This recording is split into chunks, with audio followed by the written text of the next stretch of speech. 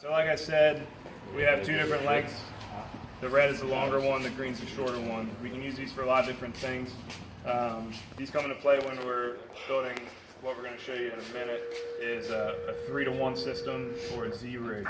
It's the most common hauling system, mechanical advantage system we use.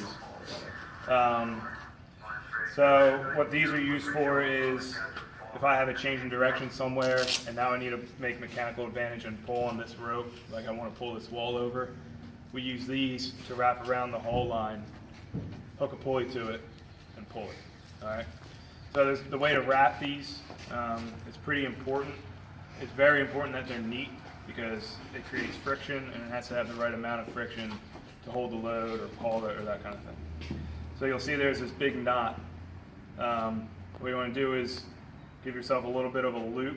You don't want it all the way up here like this. A bit of a loop like that, and hold that in your hand. All right.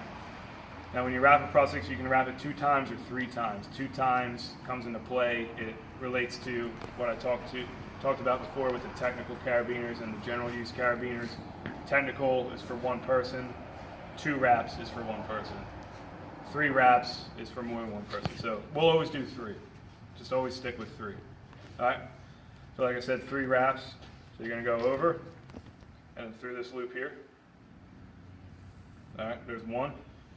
Now open that up and keep your first on the outside. You'll see why this is important in a minute. It's easier to keep it neat while you're tying it than just wrapping it 3 times and then trying to figure out how to make it neat in the end. So twice. So that wrap was inside the first one. Spread it out again. Come back around.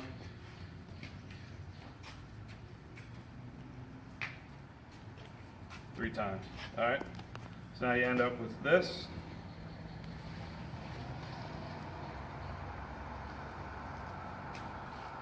Just like that.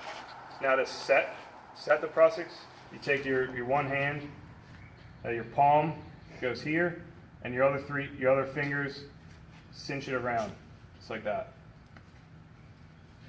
See now it's tight? All right, just like that.